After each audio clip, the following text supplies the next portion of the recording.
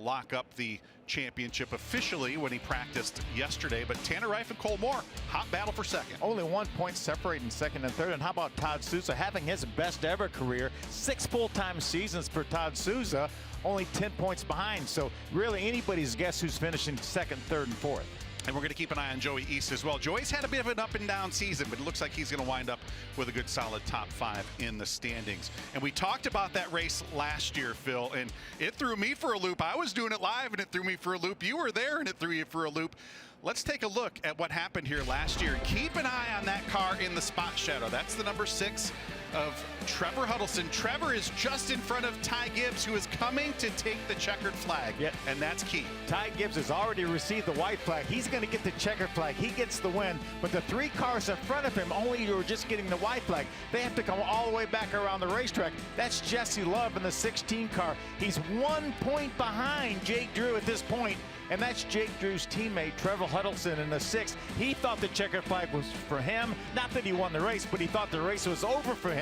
When Jesse Love made that pass, they ended up tying in points, and Jesse Love got the nod because he had 2 wins versus none for Jake Drew, and that got him his 2nd consecutive championship. Don't worry about a tiebreaker today. 56 points in hand. He's not going to lose it today, folks. Jake Drew, when we roll off, we will officially crown him the 2022 ARCA Menards Series West champion. He's had a great season, 4 wins this year, and he's going to have a tough shot at win number 5 because we have got a loaded field today. Yeah, arguably probably the strongest field we've had all year here in the West Series. You see Sammy Smith right there, our pole sitter, that 18 car for Kyle Busch Motorsports. But look at, you've got several Venturini cars from back east.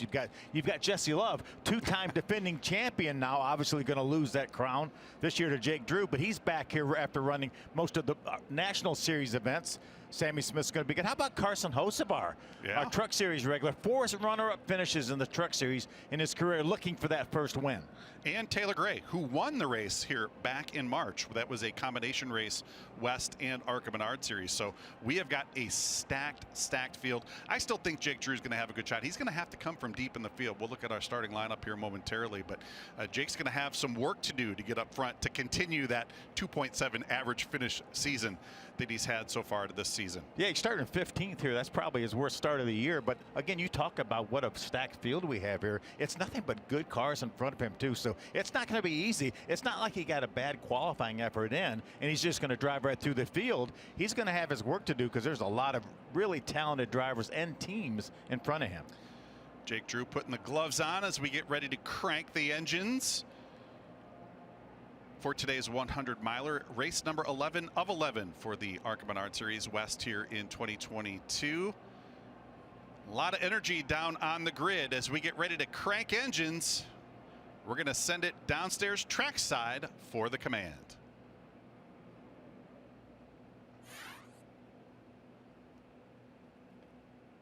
And now, race fans, here to say the most famous words in motorsports. Please welcome General Manager of Desert Diamond Casino, West Valley, Joseph Delgado. Drivers, start your engines.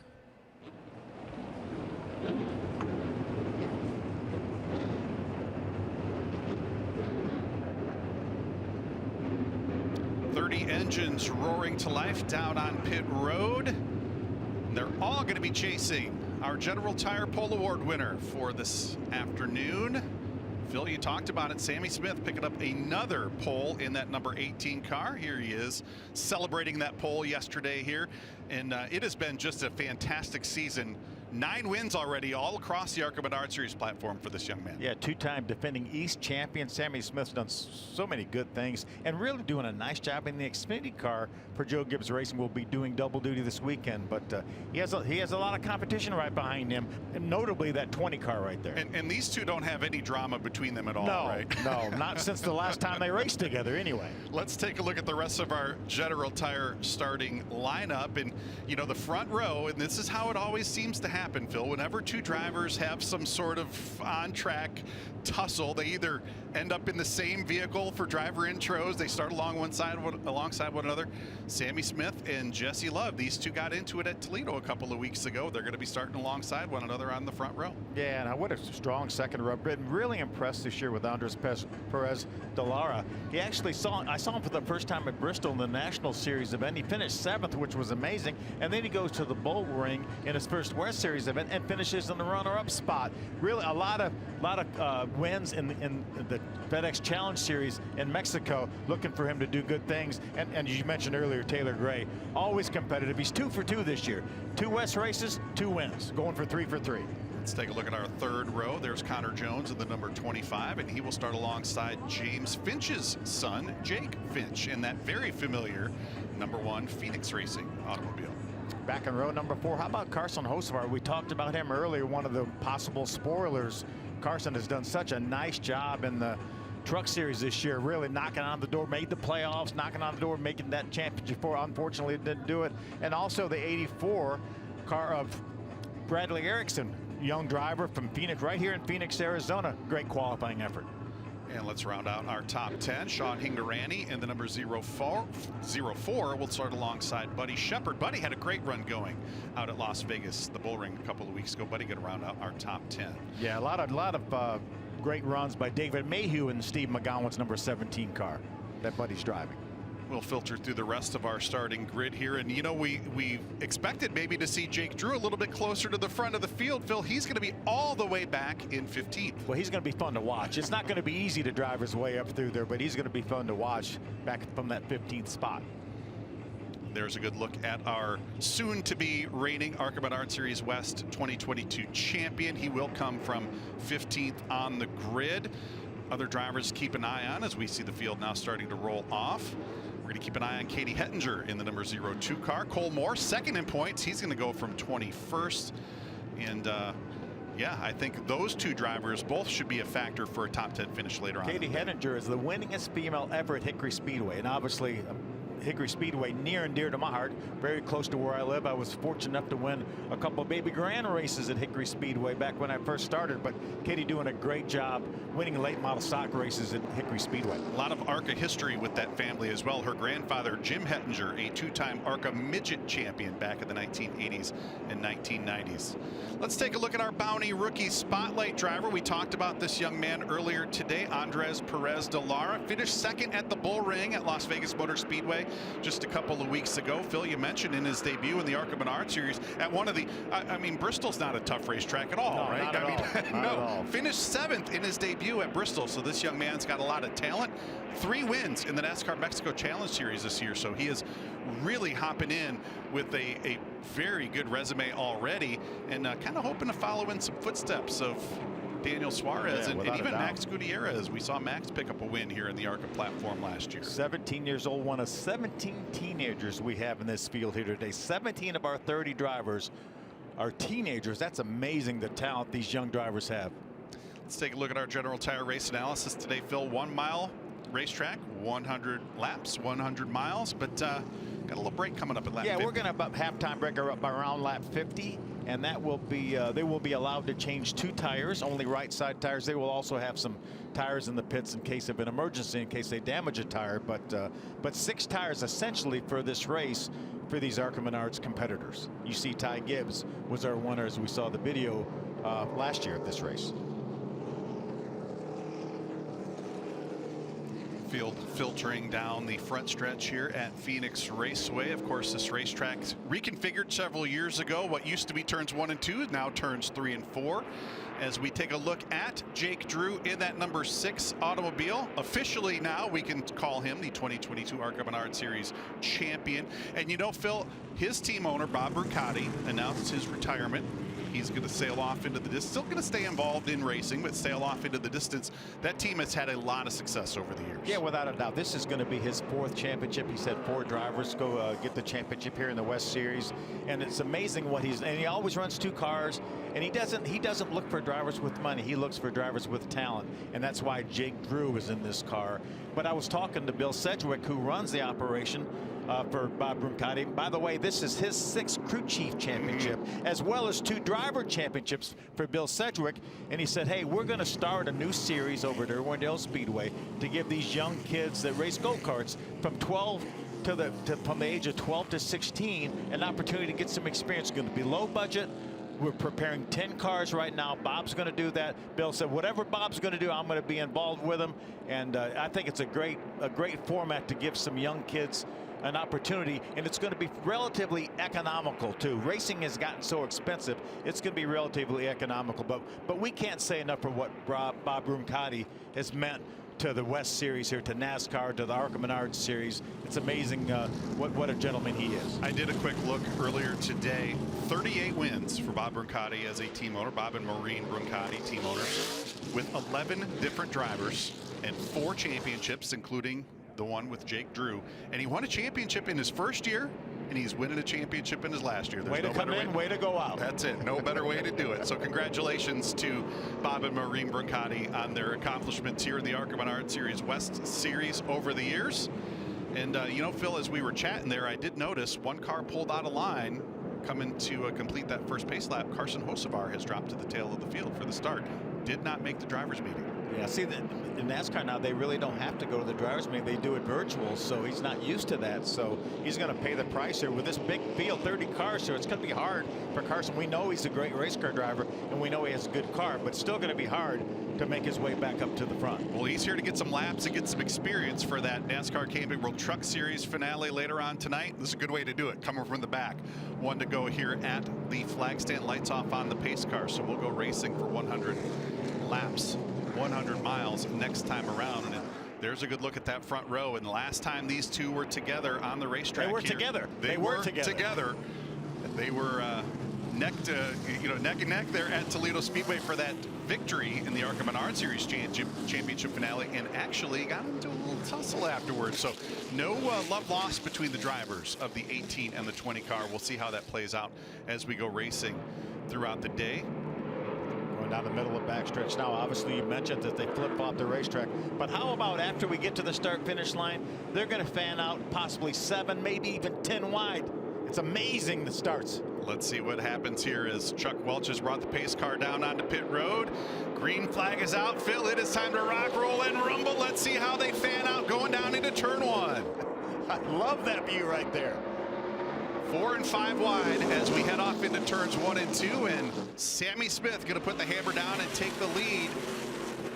Jesse Love slotting in a second, and here comes Taylor Gray to grab that 3rd spot. Yeah, Taylor Gray grabbed a spot from Delara Perez. And there's a look at the 2 Sunrise Racing cars. Tanner Reif in the number 9. There's Jake Drew in the 6 car, our champion. He's going to try to stack it 3 wide going down into turn 1 here on lap number 2. He knows he wants to put that poor qualifying effort behind him. Now he's going to try to make his way under his teammate in the 9. And there's a battle for the 2nd position. Tanner Gray in the 71 car to the inside of Jesse Love. Of course, we talked about Taylor Gray in the 71 car, picking up the win here back in March, looking to go 2 for 2 here at Phoenix and looking for his 3rd win in the West Series. He also picked up the win at the Bull Ring a couple of weekends ago. So this young man, Taylor Gray, looking for his 2nd win of the season here at the 1 Mile Phoenix Raceway. See him driving that Mustang. The Mustang was just announced within the last week or so that the team David Gillen Racing now is going to be rebadged, and they will make the switch to Toyota, and Taylor will be one of the drivers running full-time in the Truck Series next year for Toyota, along with his brother Tanner, as well as Corey Hines. He'll have to miss a few races early in the season, but once he turns 18, he will chase after that what will be known as the NASCAR Craftsman Truck Series Championship. Ooh, a little loose there off of turn 2. Sideways, right up against the wall. And we did get an update right before the race, and you see it right there, Phil. The top of the racetrack here in turns 3 and 4, they did apply some traction compound. No traction compound down in turns 1 and 2. Let's take a look at that slide off of turn 2 for the 71 car. There's Sammy Smith going by. Look how that thing is hung out. That's an early nominee for a Reese's Sweet move. I'm not sure he didn't make a little bit of contact with that right rear corner. If he didn't, he missed a good opportunity. Yes, he did. That's right. Taylor Gray holding on to that second position, about a second and a half, 1.6 seconds behind our leader, Sammy Smith. There's a good battle for position. This just outside the top 10. Todd Souza in the 13. He's got the position over Tanner Reif and Cole Moore as we see the caution flag come out for the first time today, and that looks like Christian Rose in the number 42 car. You see a little tire mark on the door. I don't know if that was related to this spin. I don't see much damage otherwise. He gets it refired and turned around. And I've mentioned this multiple times over the course of the season, that absolutely beautiful looking race car Yes, right there. it is. Almost heaven, West Virginia. Almost heaven. I will be in almost heaven, West Virginia later on tonight. But what a beautiful looking race car. Tough break for Christian Rose here early in the going. That's going to drop him to the tail of the field. Let's see if we can take a look at what happened to that 42 car. Already around. There were some other cars in the vicinity, so there could have been some contact from another vehicle, but fortunately no major damage to that car. So we'll get him turned back in the right direction. We'll tag Christian Rose onto the tail end of the field. Stack him and re-rack him and get back to green flag racing here in the Desert Diamond Casino West Valley 100. Christian looking to put his details together for 2023. He's had a pretty solid season driving for Bruce Cook in that number 42 car. Finished 7th at Roseville. I think that was his debut last year in the West Series. It's been his best. This is his 3rd start this year in the West Series. Former NCAA baseball star. Yeah. At Maryland Eastern Shore. Maryland Eastern Shore. Let's see if we can take one more look at that replay. I think we got another detail. We can see what happened here with the 71 car. Let's see how close that was right there, Phil. I don't know. I didn't see the safer barrier. The foam moved. The foam moved. Might have been from the air. That might have been from the air. It certainly was a close call there for Taylor Gray in that 71 car. I would say that is a good early race nomination without a Reese's Sweet Move. Don't forget, folks, you can log on to ARCA's Twitter handle at ARCA_racing tomorrow morning starting at 9 a.m. Cast your vote for what you think is the sweetest move of today's race. Just taking a look at our scoring monitor. Our champion, Jake Drew, has moved up to the 9th spot from 15th. So nice early run for our champion. And you know, Phil, we talked about this prior to coming on air. The 18 car, as fast as he was, half a second in practice and qualifying over the next closest car. The downside to being that much faster is you don't get a lot of TV time when you're 2 seconds out ahead after just 6 laps. But we did talk about just what an incredible season Sammy Smith has had. 9 wins. He's going for win number 10 on the ARCA Menards Series platform here this year. And he has had a ton of success. A lot of really good runs in the NASCAR Xfinity Series. Still learning the ropes up there, but he has put himself in position. This young man's got a big future ahead. He was in position at Martinsville last week for a great finish. He was running in the top 3. Obviously got taken out very controversial by his teammate Ty Gibbs, who also took Brandon Jones, the other teammate, out. It's been talked about a lot this week, but Sammy was in contention. They ran that entire race in contention. Had a great 3rd place finish this year, I believe, at Watkins Glen on the road course. So obviously a bright future for Sammy Smith. Of course, Mark McFarland overseeing the operations at the number 18 team. Mark's a multiple-time championship winning crew chief and a former driver in his own right. And, they have positioned Sammy Smith to lead the field back to green as we continue to circulate under the caution flag for the first time here this afternoon. Well, some nice looking equipment in here in the ARCA Menards West Series. They will line up for this restart. They do not choose here in the ARCA Menards West Series. Good point, Phil. Unlike the NASCAR National Series, where the drivers are allowed to choose which lane, the only driver that gets to pick where he's going to line up on these restarts is our leader. So why does Sammy pick the bottom side here? Why not pick the top side? I think he wants to guard against the bottom side. We know how this restart's going to be. We saw them fan out on the initial start. It's going to be the same thing on this restart, and you don't want anyone to be able to get lower than you to shortcut it anymore. So I think that's why Sammy's chosen the inside. A lot of places we will see the top line be the preferred group, but here at Phoenix looks like we are going to see our leader choose that bottom side. At least he did on this first restart. Of course, Chuck Welch bringing that Toyota Camry pace car back down onto pit road, and it is a long time. These drivers get to think about it for a little bit before we get back to green flag racing as we line up double file, coming to complete lap number 10. Still a long way to go here at Phoenix Raceway. 90 laps yet to go. Green flag back up. Let's see what happens here on the restart. And there you see, Phil, they're going to fan him out 5, 6, 7 wide down into turn 1. Looked like Jesse Love, the 20, thought for a moment of making it 3 wide, but Taylor Gray's hanging in there on the outside in the 71 car. First time we've seen anybody challenge Sammy Smith. They are side by side, and now Taylor Gray going to poke the nose of that 71 car out in front. Sammy gets a little bit loose. You see him get a little bit crossed up there. Oh, as does Taylor. Taylor almost put it in the fence right there. So he's going to give the lead back up. He had it, but he's going to give it back up to Sammy Smith. We know that 71 car, if Taylor Gray is loose, we saw him coming off of turn 2 a little while ago, and again off of turn 4 to lose that lead right here to Sammy Smith. Things going to settle down here a little bit up towards the front, but good side-by-side racing for position back in the pack. This is the battle for 6th and 7th. Jake Finch in the 1 is feeling some heat from Parker Chase in number 15. Well, what a great look on that Phoenix Construction number 1 for Jake Finch. I raced against that car a lot of years in the Xfinity Series with Jeff Purvis driving it. My good buddy James Finch talked to him earlier. He's really excited about Jake getting some experience out here. Says run all the laps. That's what he needs to do. Run all the laps. Run all the laps, and that is a great goal today. He's now going to feel some heat from our champion Jake Drew in the number 6 car. Jake is on the charge as they get together a little bit off of turn 4. Jake got loose down there. Jake Drew got loose down there on the inside of Jake Finch.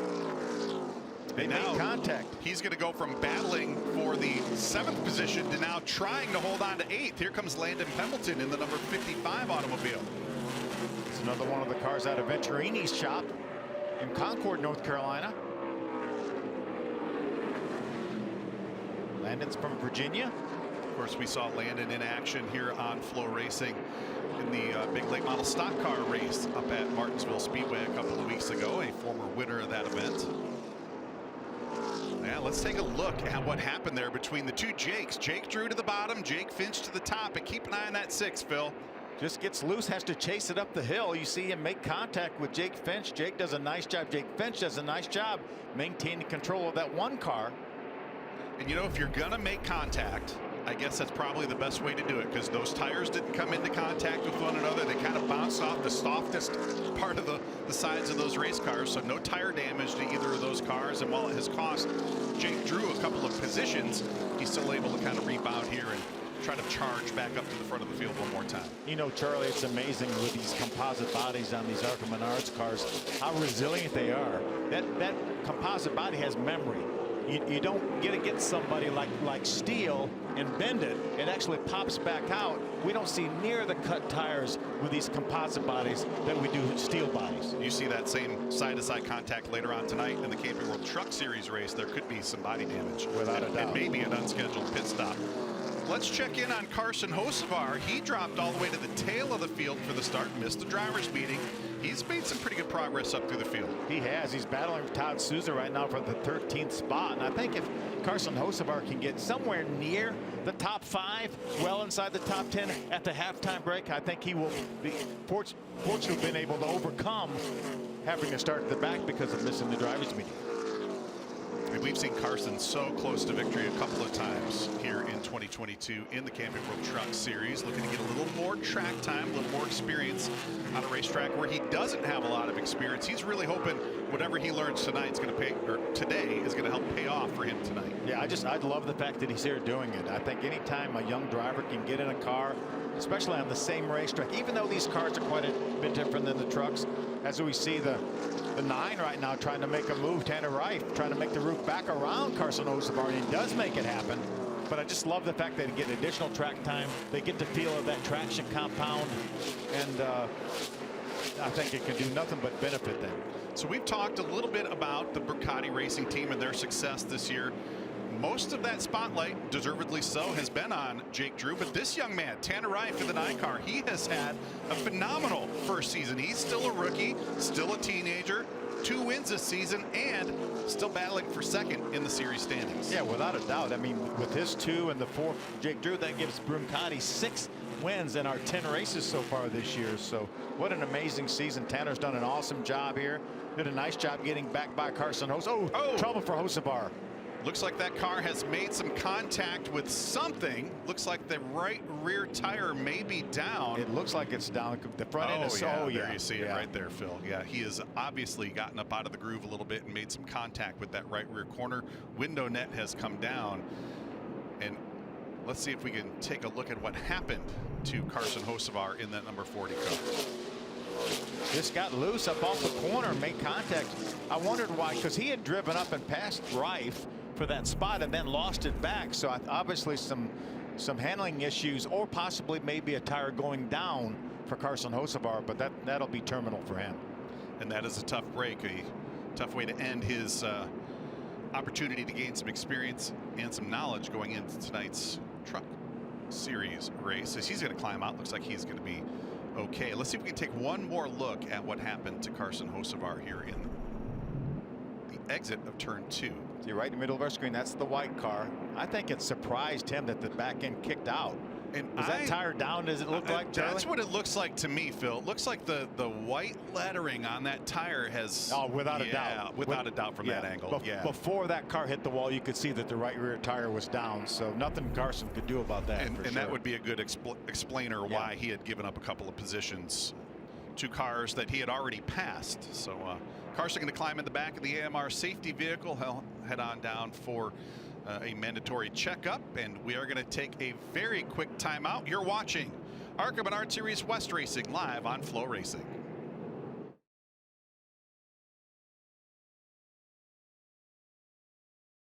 Welcome back to an absolutely picture-perfect day for racing here in the Valley of the Sun. There's a good look at downtown Phoenix. Now, you know, Phil, as beautiful as it looked today, wasn't quite that way. We had rain and thunder and lightning here in the desert yesterday. How often does that happen? I don't know that I've ever been in Phoenix when it rained. I don't think I've ever been in Phoenix when it rained either. 3 lightning holds yesterday, which never happens here in Phoenix. Working the second caution flag of the day. Tough way to end the day for Carson Hocevar. Looked like he had a right rear tire go soft on him coming out of turn 2. He slapped the outside wall. Carson's making the mandatory ride down to the infield care center, but by all indication, he climbed out under his own power, should be okay. He'll get another whack at it later on the night. Be able to jump in that truck for Nice Motorsports.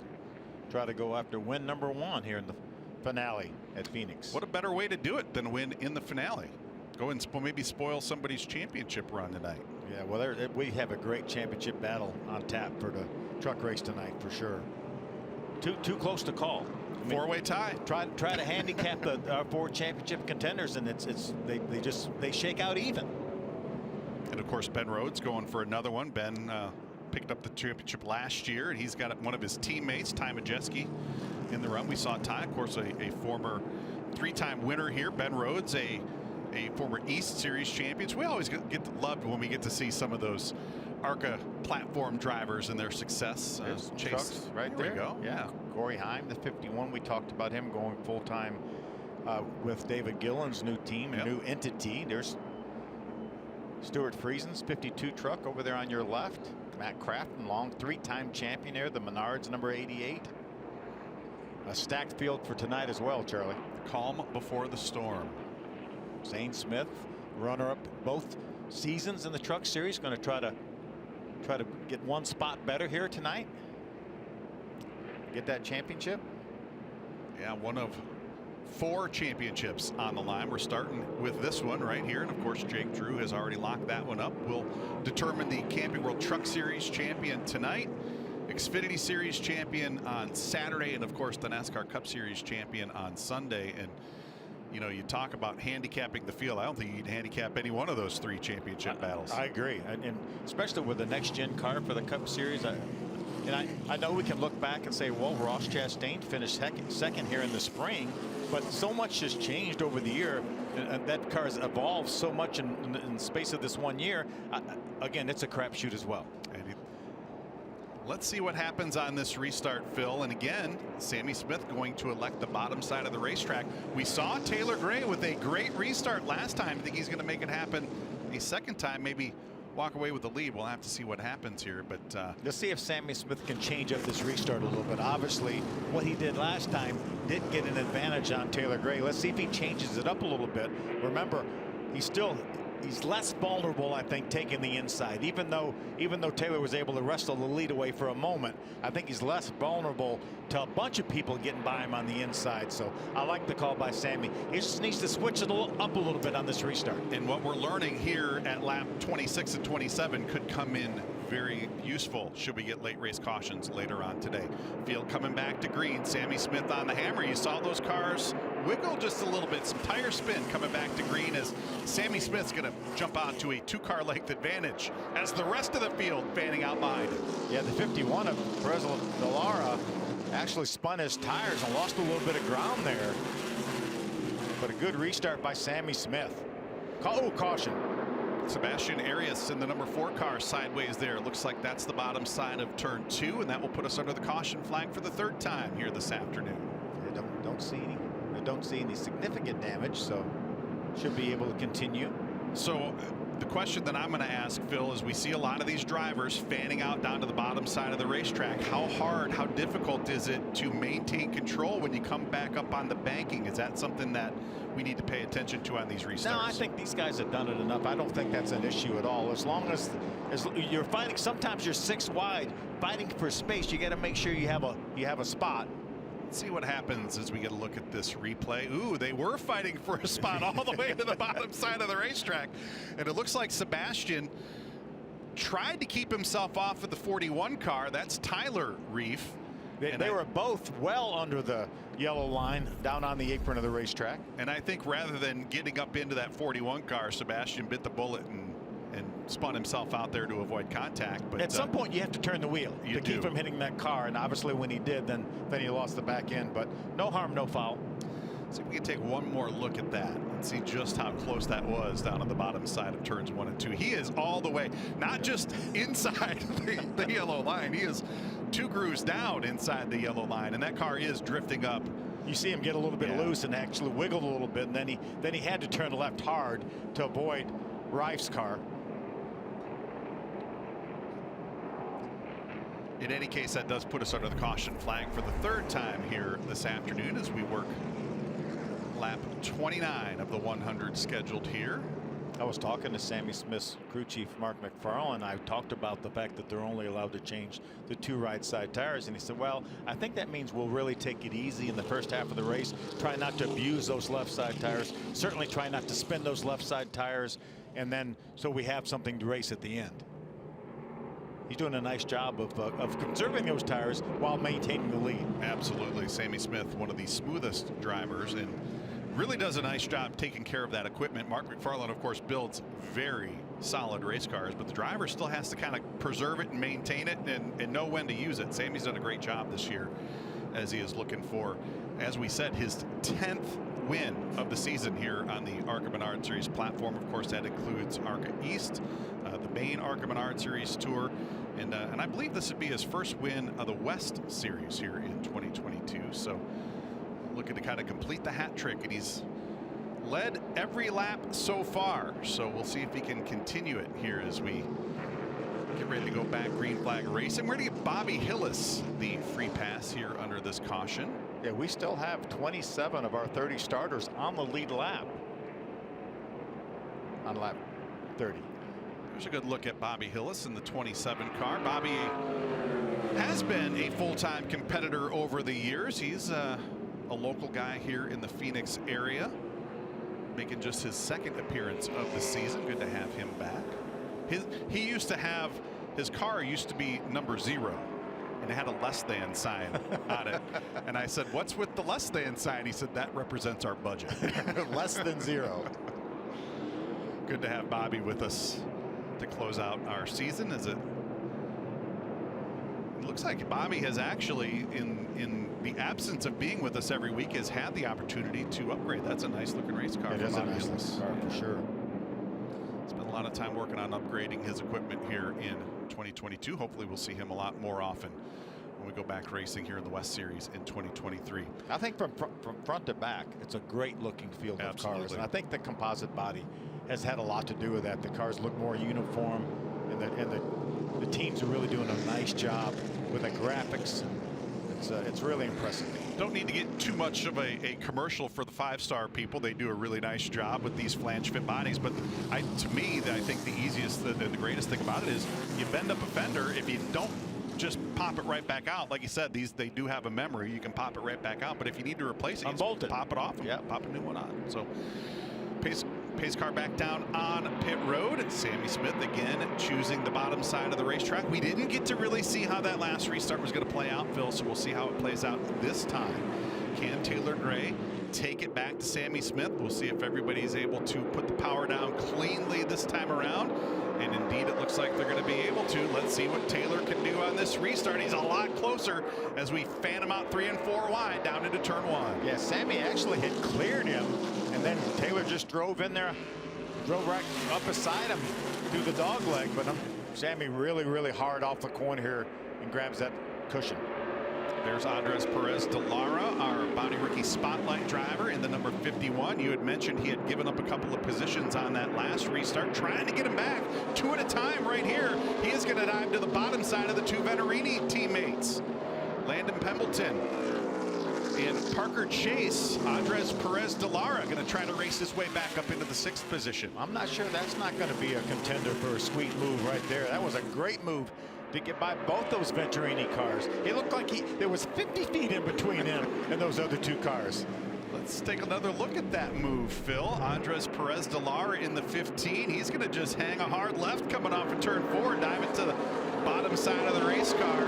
Look how much space there is between those cars. What a nice job, and he was able to maintain his speed even at a bad angle getting in the corner. And I think we should nominate Andres Perez de Lara for a Risa Sweet move right there. Don't forget, folks, you can log on to the ARCA Menards Series Twitter page at ARCA_racing tomorrow starting at 9 a.m. Cast your vote. As we see now, Jake Finch trying to do the same thing. There's Landon Lewis in the 16 car. I think he was watching, don't you? Yeah, absolutely, going to school. He is going to use the exact same move Andres Perez de Lara made the lap previous. Jake Finch going to pick up a couple of positions. He's going to jump up into the 8th position with that move. Yeah, great move by Jake. One of our first looks at the Napa car for Bill McAnally, Landon Lewis. And of course, Landon, one of the proteges of NASCAR Hall of Famer Ron Hornaday Jr. Saw Ron out at the Bull Ring a couple of weeks ago. Very hands-on with Landon Lewis. Yeah, Landon already a winner this year. Won earlier at Kern County, that great racetrack in Bakersfield, California.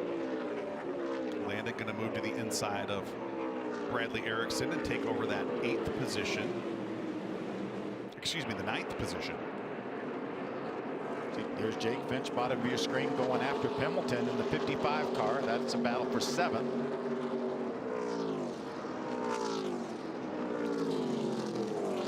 Working lap 37 as we count down to the 50 lap mark. We'll have a midway break at or around lap 50. Hey, Jake has a good handling car. You see, he just turned the wheel there coming off the 2nd corner. Got a little bit of a run on Pembleton. Now let's see if he can get underneath him and make this pass. Both of those race cars diving all the way to the bottom side of the dogleg here on the front stretch. Definitely a short way around. You see Jake using the entire apron over there to try to get some grip.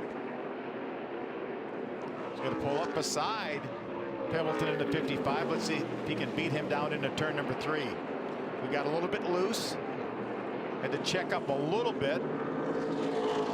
It's interesting to me, Phil. We haven't seen anybody here, at least in the first third of the race, haven't really seen those drivers venture up to the top side of turns 3 and 4 to test out that traction compound.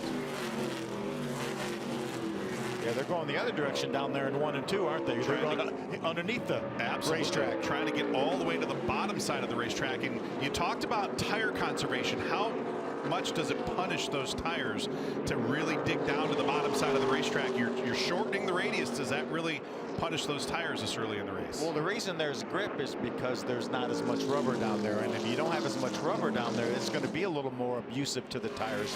But again, Jake knows that he's going to get right side tires here, and he would love to get a couple positions. We're approaching 10 laps to go in the first half of this race. Also remember, right now he's running 8th. If he can get by Hamilton, that would put him on the inside for a restart. But Landon Lewis may have other ideas. He's chased right to the back of Jake Finch's rear bumper. This is the battle on the racetrack for 7th, 8th, 9th, and 10th. Landon Pendleton in the number 55 car, sitting in the 7th position. And it looks like Landon Lewis going to put some heat on Jake Finch here. While we're watching this battle, you see Jake get a little bit sideways. Sammy Smith has opened up over a 3-second lead now on Taylor Gray. There's Sammy right there, just running incredible lap times. I looked at the scoring monitor the last lap. He was a half a second faster than Taylor Gray. That last lap, he was 0.2 of a second faster. Let's see what he is. This very similar speed this time. Taylor Gray had a good lap there. Very comparable speed to Sammy Smith. We're going to jump back to the battle on the racetrack, 8th and 9th. Jake Finch in 8th. He's in the number 1. Landon Lewis in the number 16 car, back in the 9th position. You mentioned Landon Lewis picking up the win earlier in the season at Kern County. Wow, this is a gaggle of race cars right here. There's R.J. Smotherman in the number 21. Bridget Burgess in the 88. There's our leader, Sammy Smith, all the way to the bottom side of the racetrack. Sammy just turned left and passed all 4 of those cars from the exit of turn 4 to turn 1. And that, talk about a good handling race car. See him with a hand out the window waving at the cars to thank him for giving him some room.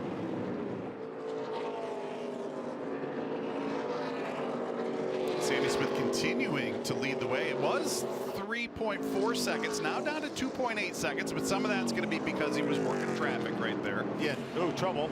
David Smith in the 05 car sideways. That's going to bring us under the caution flag for the 4th time today. Gets it refired. Let's take a look at what happened to put us under the 4th caution flag of the afternoon. Keep an eye on the 05 car. Looks like he had a little bit of help right there, Phil. Looks like Bridget Burgess in the 88 car. Maybe just a little miscommunication of who was going to be going where as Taylor Gray was trying to work his way to the bottom side of the racetrack. Yeah, I think he saw Taylor Gray, and he wanted to make sure he gave Taylor Gray some room and maybe pinched Bridget off a little bit. You see him, he's down there at the bottom of the racetrack, and then he sees spotter's going to tell him, hey, the 71 is below you. So he was going to move up to give more room because he didn't know how far below Taylor Gray was than he was, and unfortunately made a little bit of contact with Bridget in the 82. David Smith working with a legendary name out on the West Coast, but someone who also had a lot of success in the NASCAR Camping World Truck Series over the year. Dave Fuge, his crew chief. Yeah, good friend of Dave. I actually drove for Dave a few races way back when. Would have been in the Country Time number 68. Was that it? No, or was that no.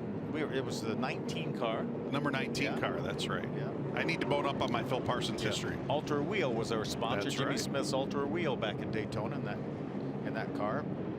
But we're hearing now from the ARCA Menards officials that this will be the halftime break. That's why we always say at or near lap 50. Yeah. So we will take this opportunity as we do circulate under the caution flag to bring everybody down. Once we get everybody in their pit stalls, we'll give them 5 minutes to change tires and make any adjustments.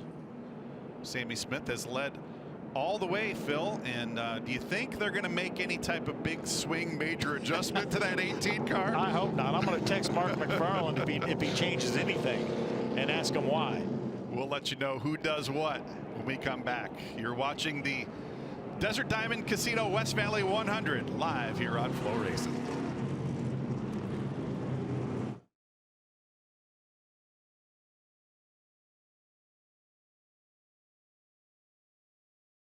Back to Phoenix Raceway, the finale for the ARCA Menards Series West. in 2022. Halftime break, Phil, and we didn't expect to see a lot of adjustments. I think maybe just a fresh coat of wax on this 18 car. There were 3 or 4 bugs on the front of that car, so they cleaned those off and put fuel in it, put right side tires on. I think that's about it. But now, on the other hand, Jesse Love's car, they have changed everything but the roof number, I think. I think I saw a kitchen sink over here at one point. Without a doubt, continuing to work on the right rear. I saw him already make a track bar adjustment. And I saw him pull a shock out of the right front. So definitely a big time setup adjustment on Jesse Love's number 20. And it's not like Jesse's been terrible. He's just not close enough to the front. Yeah, and I totally agree.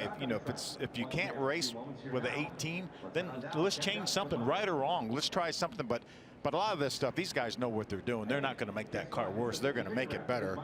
As we say, our champion pulled out of its pit stall. Still a lot of time left on the clock. They didn't do a whole lot, doesn't look like, to the 6th car for Jake Drew.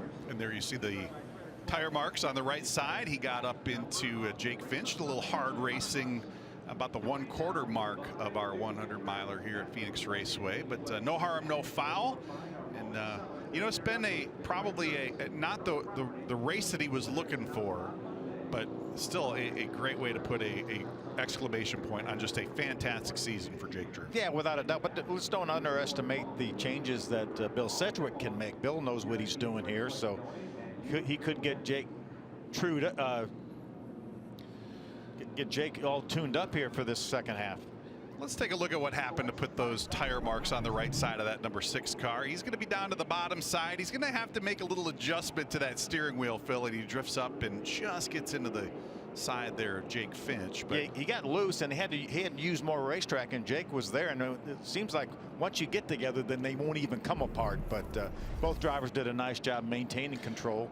So as a driver who is in the, let's put yourself in the 6 car. What are you thinking when that happens in the 6 first? Yeah. Oh my goodness. I need a little more room here. In this 1 car, Jake Finch is right on my right side, but he did a good job. Did not panic. He didn't snatch the steering wheel, spin that thing out.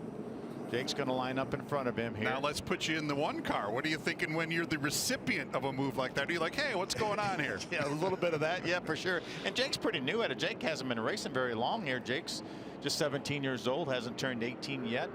I think maybe next June is when Jake Finch turns 18, but doing a nice job, getting some great experience. I know he did a nice job at Dover. He finished 2nd in the East race at Nashville earlier this year.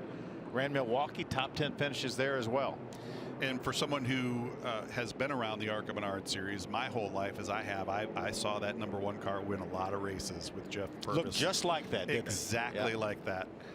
Great to see that car back on the racetrack. Good to have Jake Finch with us full-time on the East Series. And haven't really announced what their plans are for next year, but I have a feeling we're going to see that number 1 car in action quite a bit.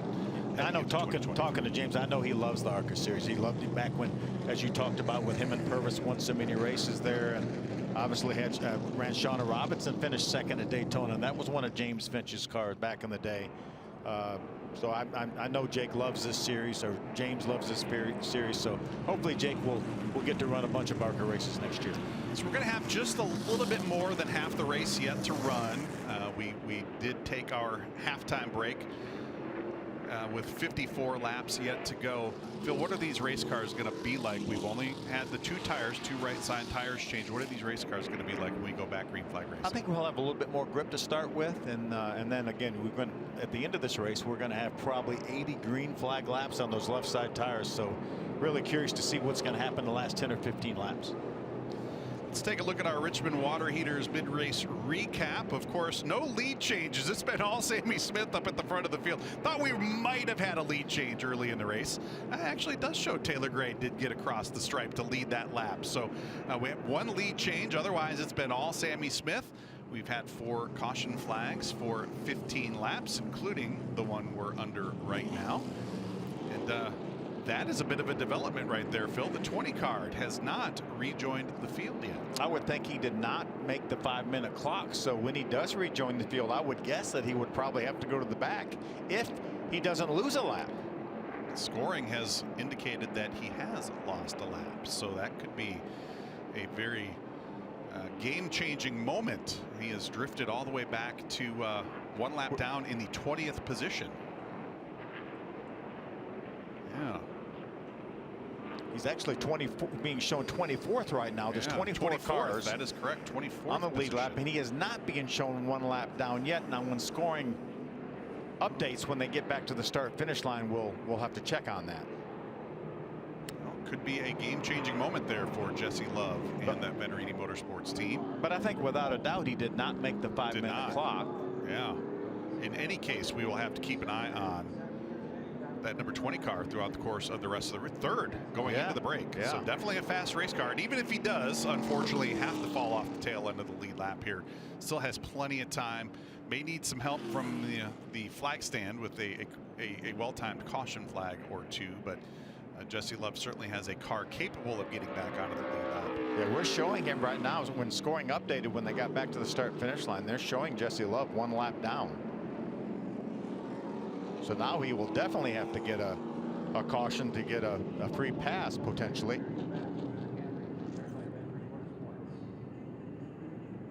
Another car stop there to the bottom side of the racetrack. Looks like that's Bobby Hillis in the number 27. We'll let Bobby tag on to the tail end of the field. Sammy Smith and Taylor Gray, as they have all afternoon long, will lead us back to green. Connor Jones, Andres Perez de Lara, Parker Chase and Landon Pembleton will give the Venerini Motorsports team both cars in row number 3. Jake Finch, Landon Lewis, Bradley Erickson, and Todd Souza, the top 10, as we should get the 1-to-go signal this time around. Our champion Jake Drew just outside the top 10 and 11th.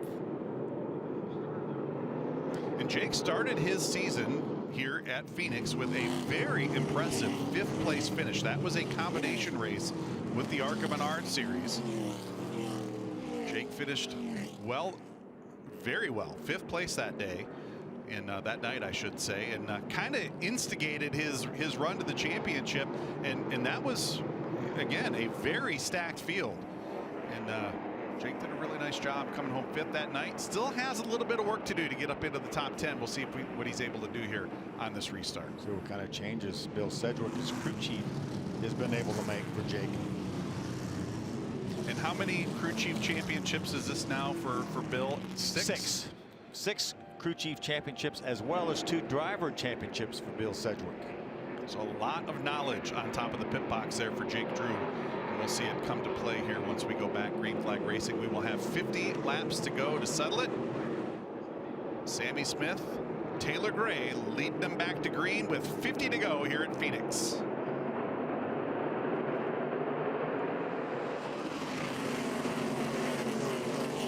Connor Jones getting a little racy on this restart. Phil, looks like he laid a fender to Sammy Smith as they dip down. Sammy gets a little bit loose, has to chase it up the hill. Taylor Gray gives him some room. Is it going to be 3 wide? Taylor Gray throwing the block down the backstretch. Oh, Taylor's going to get sideways going into turn 3. Connor Jones in the wall. Caution flag is out. Oh, you saw that brewing off of turn 2 all the way down the backstretch, Phil. It looked like a block gone bad there. I know Taylor finally got the advantage, wanted to make sure he maintained that advantage, but it's going to end his day.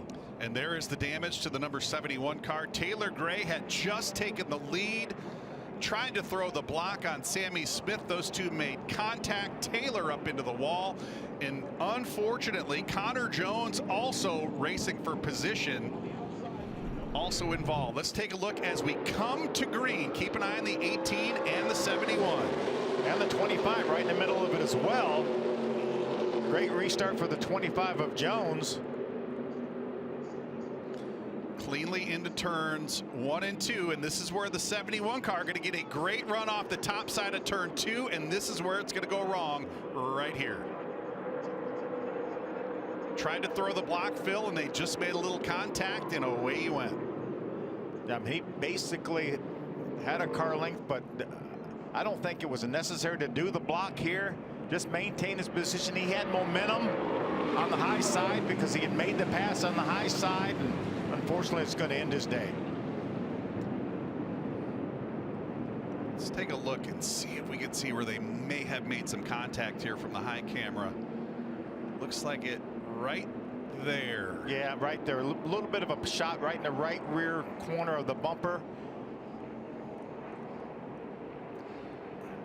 Well, apparently the ARCA Menards Series officials think there may have been some contact there, because they're going to bring Sammy Smith down pit road, hold him for a lap for aggressive driving. Yeah, see, I disagree with this call here, Charlie. I mean, obviously it was an obvious block by the 71 of Gray. Sammy was right in his bumper. Sammy looked like he may have been trying to move to the outside. They made slight contact, but if the block wasn't made, then that contact wouldn't have happened. So I disagree with this call bringing the 18 down pit road. In any case, that will open the door for Andres Perez de Lara in the number 51 car. I know Andres in position to take over the race lead. Yeah, what a great job he's done. Again, been very impressed a couple times I've seen him so far this year, but it's going to be a lot of fun to watch that 18 car come from the back.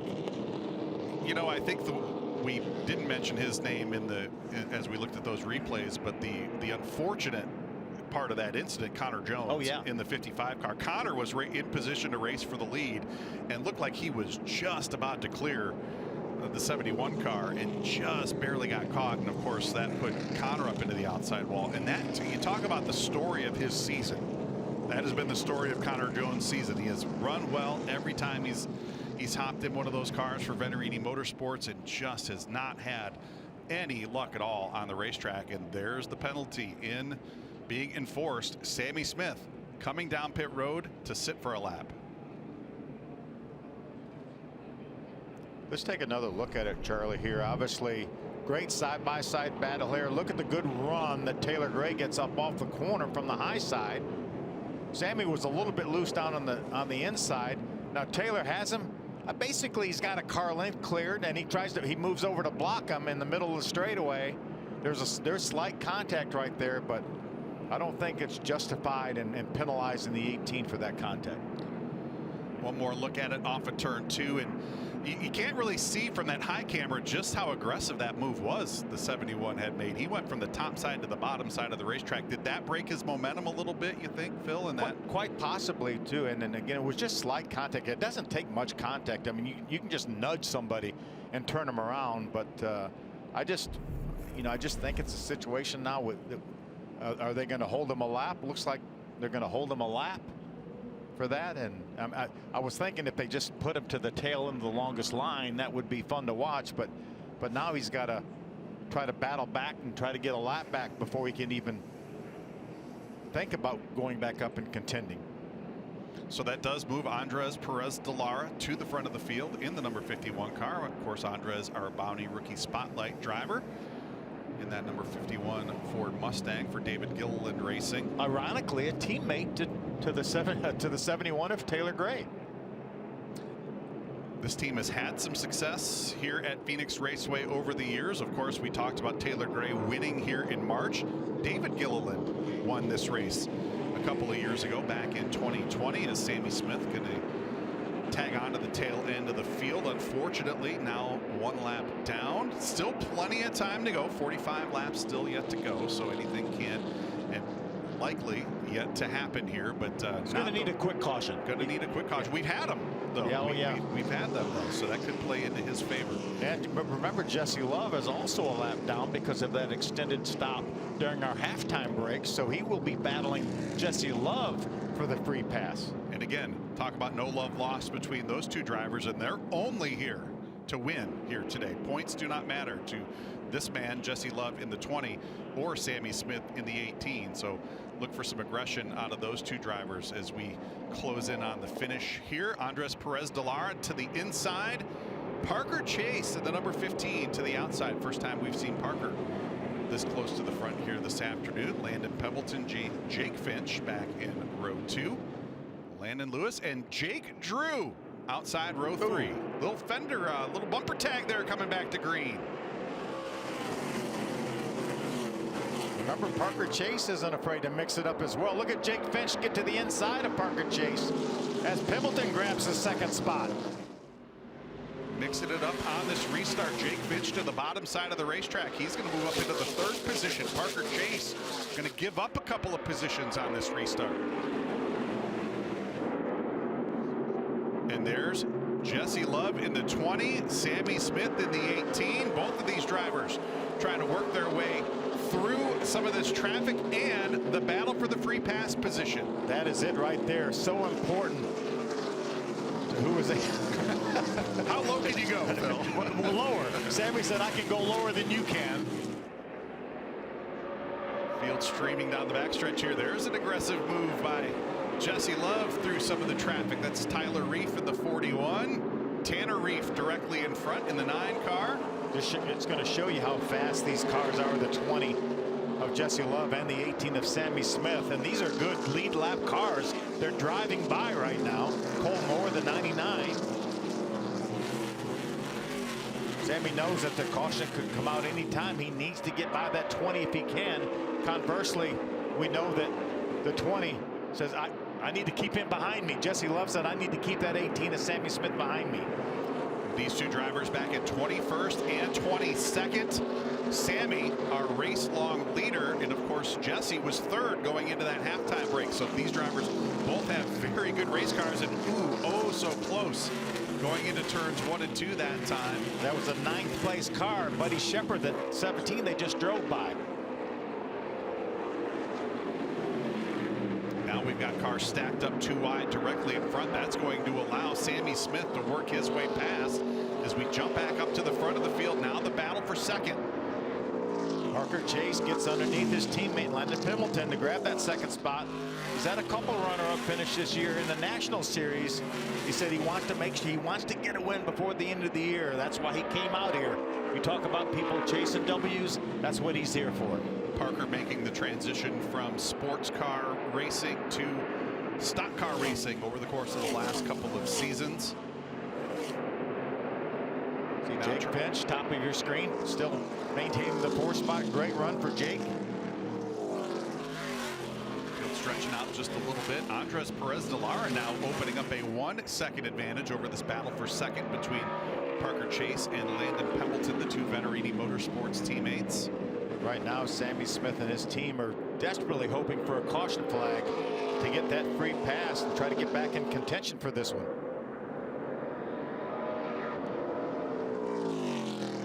Andres Perez de Lara in the number 51, a 3-time winner in the NASCAR Mexico Series, our Bounty Rookie Spotlight driver here this afternoon.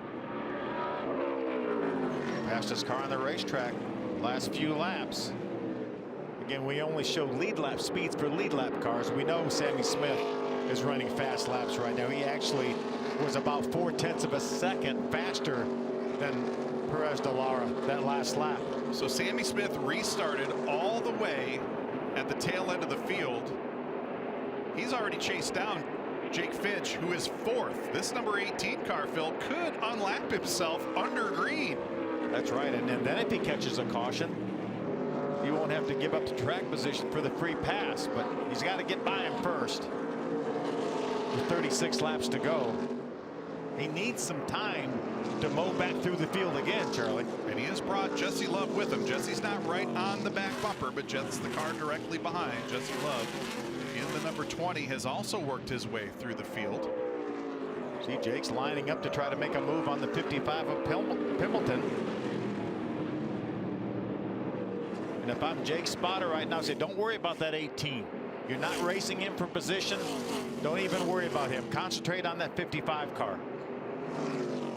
Sammy Smith going to work his way to the bottom side of both of those cars and move past. And this battle not for position. Sammy still 1 lap down. So how frustrated is the driver inside the 18 car right now? Is he, Phil, you've been in this position, I'm assuming, a couple of times over your career when a call on the racetrack maybe didn't go your way. Do you allow that to kind of bubble up inside the helmet there, or do you just have to kind of put it off and just stay task oriented? Well, you have to concentrate, but yeah, you're upset as we watch this battle for third continue. Jake Finch trying to grab that 3rd spot, but yeah, you just have to do your best to say, I know I've got a fast car. I'm going to run this thing as hard as I can every lap, and then we'll worry about legislating later. Always go up into the trailer after the race and plead your case. There's Jesse Love now working And you know it's not gonna fall on deaf ears. I mean, they may say, oh well, yeah, you got a case, but unfortunately the race is over and you didn't get the win that you felt like you deserved. Jesse Love working his way to the bottom side of the racetrack. Again, not a battle for position. I did see some damage, Phil, to the back of the 55 car. We talked about on that last restart, a little bumper tag right there. Is that damage to the backside of that 55 car going to do anything to the handling characteristics? No, not at all. You see, it's obviously the corners of the rear bumper are straight, so I don't think. Oh, caution is out. That's going to work for Sammy Smith. Not going to work for RJ Smotherman there in the number 21 car. RJ has come to a stop to the top side of the racetrack there. It looks like that is over in turn 4. What a huge break for Sammy Smith.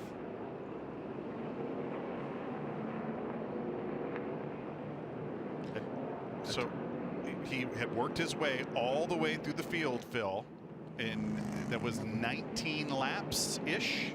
Does he have enough time? Is this enough time to do it all over again? I was watching the lap times, Charlie, and he was so much faster than the entire field. I think he does have time. Again, he's going to have to start at the tail end, the longest line, obviously, because he's going to get the free pass, and we're going to have, you know, somewhere between 25, 26, 27 laps to go. He's going to have his work cut out for him, but he's certainly motivated. So I think the timing of this couldn't have been better for Sammy Smith. I think he's still, based on what we just saw, I think he's got enough time to get up there and at least make a race for it. The timing couldn't have been worse for Jesse Love. Exactly.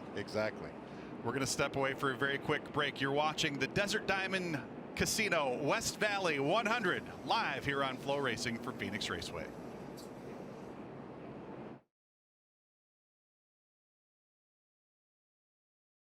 Phoenix Raceway, Charlie Krall alongside Phil Parsons as we close down to the conclusion of the season finale for the ARCA Menards Series West. Of course, Jake Drew already locking up that championship. We haven't really updated that battle for the second position in the point standings, Phil.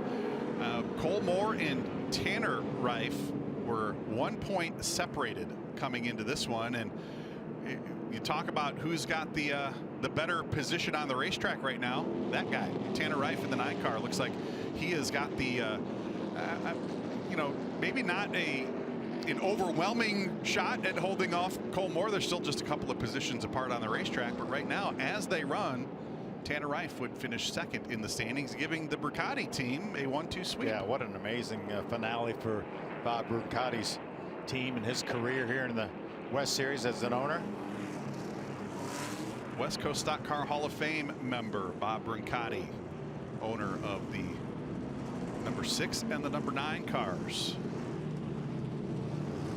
Going to get one to go when they get back around, so it'll be 27 laps that Sammy Smith is going to have to chase down that 51. So he had raced his way from the tail of the field to what would have been second if he was on the lead lap in 19 laps. He's going to have about 27 laps.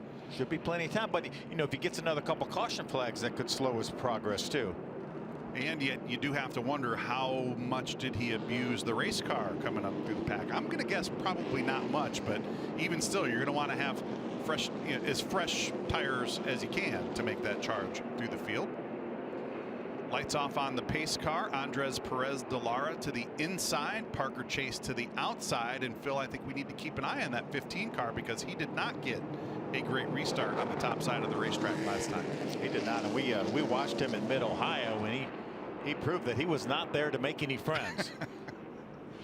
He was not there to make any friends, and I think having him this close to the front of the race, front of the field, this close to the end of the race, we should see some aggression out of the driver of that 15 car. And all these guys are desperate for a win. And I think that's what you saw on that restart after the halftime break. You know that you're racing the 18 car. Sammy's got a great race car. You're finally in front of him. You're going to do everything you can to hold on to it. And I think with 27 laps to go, we're going to see some of these drivers maybe make some aggressive moves as we come back to green. Andres Perez de Lara alongside Parker Chase. And one more time, we're going to fan them out 3 and 4 wide down into turn 1. Thought I saw some contact there. Jake Drew getting a little sideways. Looks like he and Todd Souza maybe knocked fenders. 3 and 4 wide there as they battle for third on back. How about Jake Drew? Was outside the top 10 not long ago. He's in the 3rd spot. Wow. And we talked about Parker Chase not being great on these restarts. Parker all the way outside the top 5. And look at that battle to the left side of the screen. Sammy Smith already knifing his way through the field. He's pretty. He's just going to turn left. He's not going to use the same racetrack these guys are. He's running about a 7/8 of a mile racetrack down there on the bottom side, isn't he? Sammy Smith already to the 14th position and still looking to pick up more down into turns 3 and 4. Yeah, I think Sammy has plenty of time. Those guys are just going to move out of his way.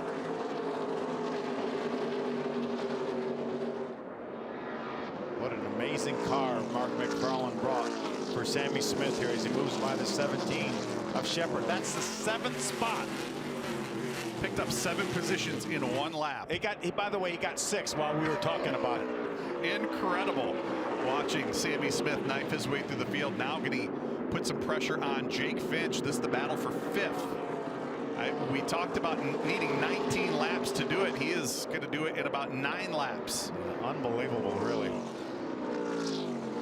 Parker Chase did not get a great restart. Now he has worked his way back into the 3rd position as he has passed Jake Drew in the number 6. Here comes Sammy Smith now to the bottom side of Jake Drew. Sammy grabs that 4th spot from Jake Drew. Now going after Chase for the 3rd spot. He may take less than 10 laps to get. Oh, trouble. Ooh, contact there.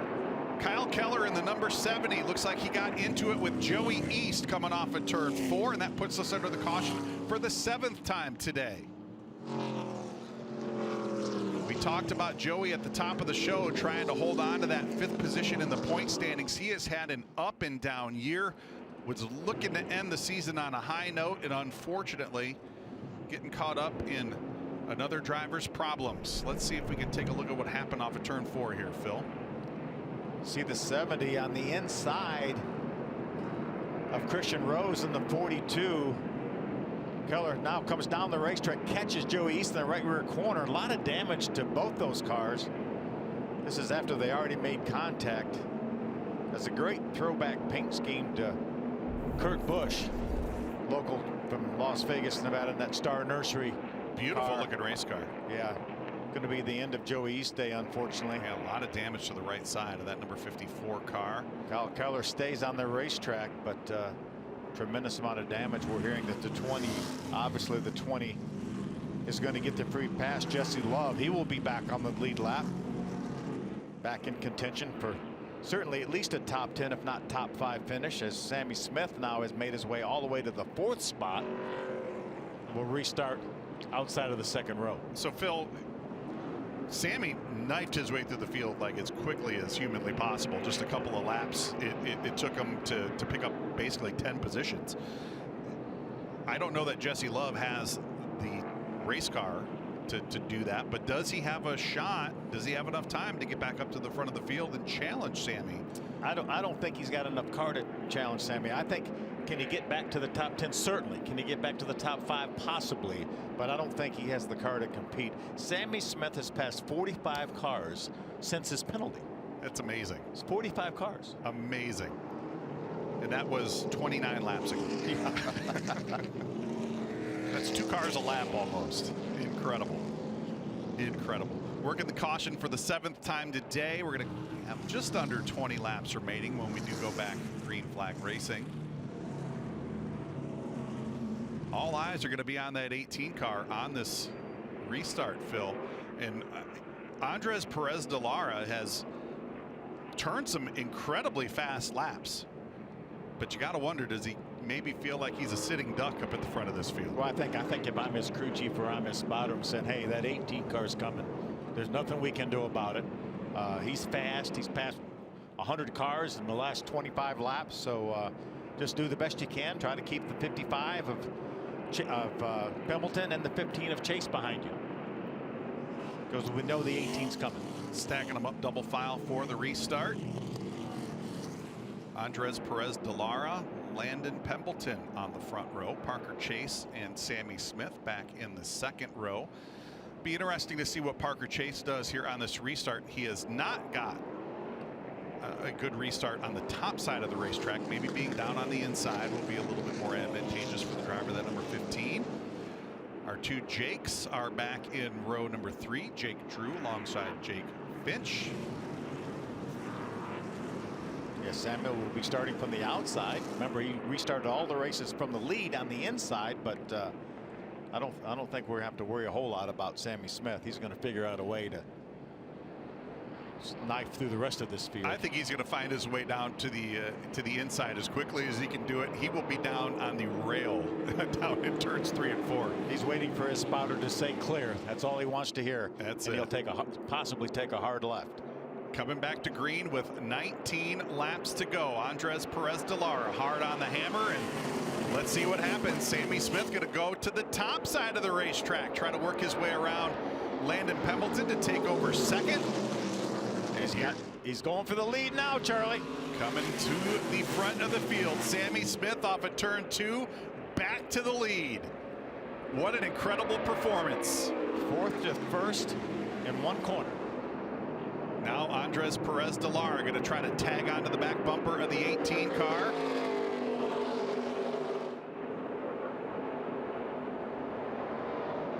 And if you're Andres Perez de Lara, I think you're trying to hold on to the back of that 15 car and go to school on him a little bit, see what he's doing and learn a little bit from him. But nobody has been able to keep that 18 car in sight all afternoon long. Now the Venturini car is going to battle for that 3rd spot. They're Chase on the inside in the 15, Pembleton on the outside in the 55. Parker Chase with a much better restart down on the inside lane than he had the last couple of attempts on the outside. But Landon Pembleton, that car working really well to the top side of the racetrack. Jake Finch was able to get by Jake Drew to grab the 5th spot back. And that 1 car right behind that side-by-side battle for 3rd.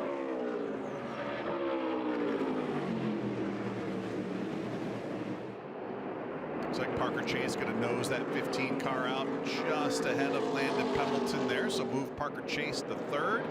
Pembleton now a little slip and slide, dip and dive. He's going to head to the bottom side now, trying to retake that position down in turns 1 and 2. I love how hard these guys are racing. How about Jake Finch now going to try to take advantage of Pembleton and move into that 4th spot. You get racing side by side with your teammate, that opens the door for someone else to sneak in there. Good job by Jake Finch to take over that position. Now Jake Finch up to 4th. Jesse Love, the 20 already. That's him in the inside. The white car already back inside the top 10. Way down to the inside of the racetrack. Buddy Shepard there in the 17 car. That's 6th and 7th. Jesse Love back to the 8th position already. He's worked his way past Landon Lewis. Landon back into 9th. Jesse going to try to pick up a couple of positions down into turn 1. Let's see if he can make it stick. I think he's going to make it work. Move him up to the 6th spot.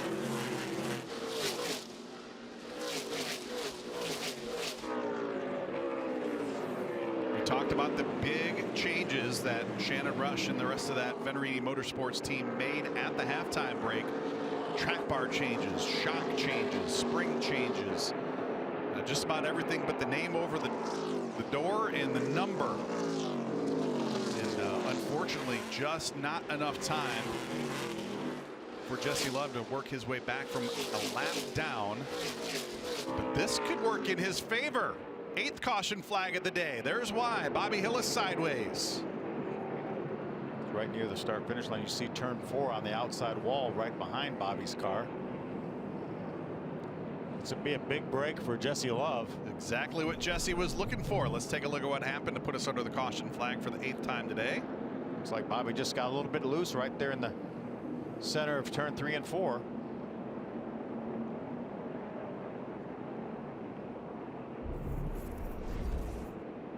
No contact, so he's going to fire it up and rejoin the tail end of the field. So that was exactly what Jesse Love needed. Close that gap up a little bit, give him another shot on a restart.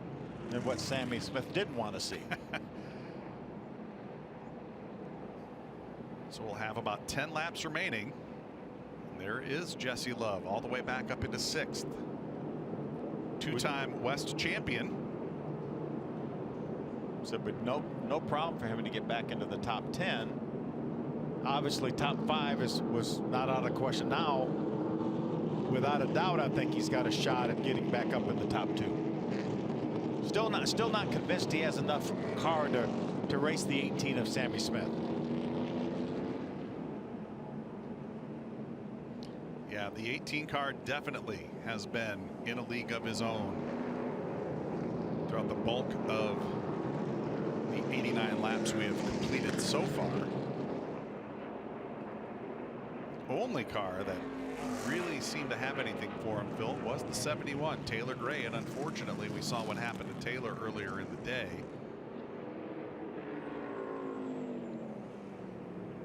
But we will have less than 10 to go. As old DW like to say, cinch those belts up, or Larry Mack likes to say, cinch those belts up one more time, because I think, let's see what happened the last time Sammy Smith restarted from the lead on the inside lane. Yeah, this is not going to go good for the 71 of Taylor Gray. What a great job here through 1 and 2. Actually is going to get the advantage off of turn number 2, just about clears Sammy Smith, but then puts the block on him. And Connor Jones is nowhere to go. I mean, obviously that resulted in a penalty for the 18 of Sammy Smith. I mean, Sammy Smith shouldn't have to slam on the brakes because somebody blocked him, Charlie. You know what I'm saying? So I don't think the penalty was justified, but he's going to successfully overcome it, though. So on that replay we saw on the 71 car, made the run at it. His teammate Andres Perez de Lara in the 51. Can he replicate at least the first half of that? Yeah. With that great run off the top of turn 2? That car's been pretty solid. He's done an outstanding job too. Been really impressed with this young man. Hopefully we'll be seeing a lot more of him next year. Mentioned multiple times our Bounty Rookie Spotlight driver here this afternoon, making the transition from the NASCAR Mexico Series, where he was a 3-time winner here in 2022. An impressive, just an impressive debut at Bristol Motor Speedway back in September. And you talk about, you know, picking a racetrack to come and make your debut at. I don't know, if I was a driver, I might look for one that was a little less intimidating than Bristol, but Andres did a fantastic job. Finished 7th in his debut, then 2nd last time out at the Bullring at Las Vegas Motor Speedway, and he is sitting in that 2nd position with we will have 8 laps to go on this restart as we race to the finish here at Phoenix. See Jesse Love outside 3rd row. Is he thinking outside, let all these guys span to the inside, and then just let me stay on the racetrack, go to the outside, beat him down into turn number 1?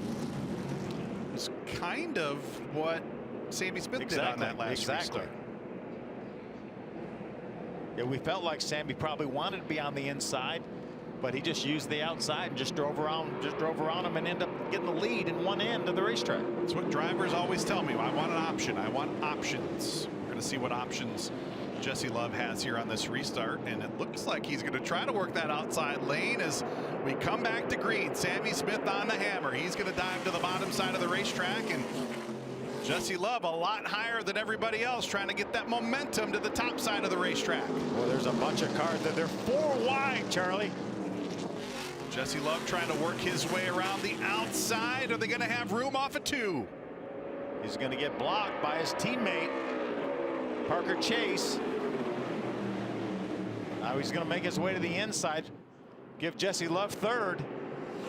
Great restart by Jesse Love. He's going to pick up 3 positions on that lap. Does he have time to track down Andres Perez de Lara and Sammy Smith? I'll focus in on some of these cars a little deeper in the field. Good restart there by Landon Lewis in the 16 car. Landon knocking on the door of a top 5 finish today. Jake Finch right now holding down that 5th spot in the 1 car. Sammy Smith trying to track down Perez de Lara. Going to turn it hard left here, take the shortcut through the dog leg. comes Jesse Love to the bottom side of the racetrack, trying to find that grip down below as we see Christian Rose sideways down in turns 1 and 2. He's going to actually stop that car before he spins all the way out, but it is going to bring out the caution, and it's going to set up a restart with Jesse Love right inside second row. Obviously, Sammy Smith can choose the outside or the inside, but Jesse Love will start inside second row for this restart. We're just going to have a couple laps to go.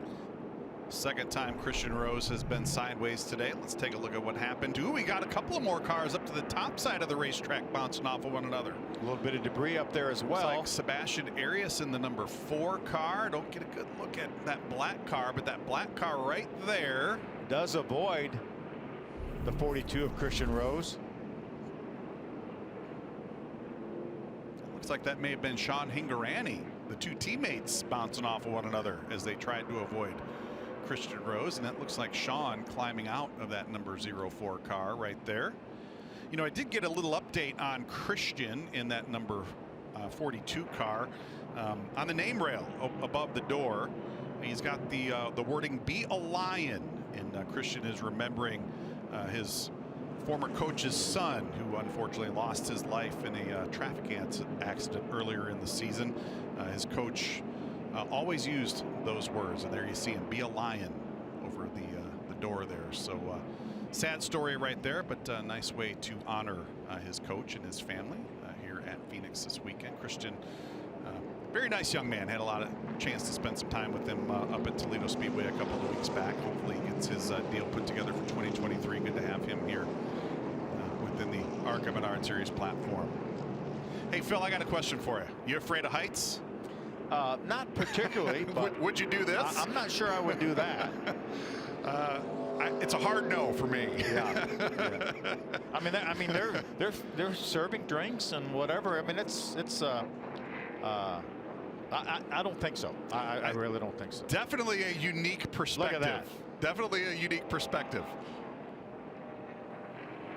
I love it. I love the idea of it for sure. It definitely is an awesome idea. Yeah. I'm just too chicken to do it. 150 feet above turn 1 here at Phoenix Raceway. I'm glad they have harnesses on. Yeah, I think definitely would be glad to have that harness on. Is that Jeff Gluck right there? Yeah, that's Jeff Gluck. Yeah, good to have Jeff here at Phoenix Raceway covering ARCA Menards Series West finale. What an amazing idea, though. You know, that is the great thing. You come to a NASCAR or an ARCA race all across the country, and there's always some unique new addition to the experience. Now, look at that.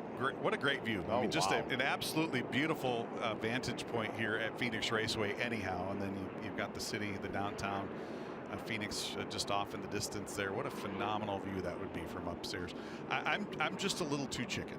That's all that comes down to it. Just a little too chicken. Remember at Dover when they built the suite and the bridge going in turn 3. First we had the crossover bridge in turn 2 that we can get from inside the racetrack to outside the racetrack. No tunnel at Dover. And then they built another one going in turn 3, and they turned it into a suite. I'd do that. Yeah, I'd do that. Yeah, absolutely. But you're about 20 feet in the air there, or maybe 30 feet in the air. Yeah, and you can touch the ground. I don't like roller coasters where your feet are dangling either. I'm just not a fan. So we are going to have just a couple of laps to go. Just a dash to the finish here, and let's see. We're getting one to go right now. If we're getting the one to go, we will have a 1 lap dash to the finish. Let's see what Sammy Smith decides to do. So Jesse Love will start. I think we're going to get one to go next time. The lights are still on the safety car. Then that will give us a 2-lap dash to the finish. We will be overtime, which will put us into overtime.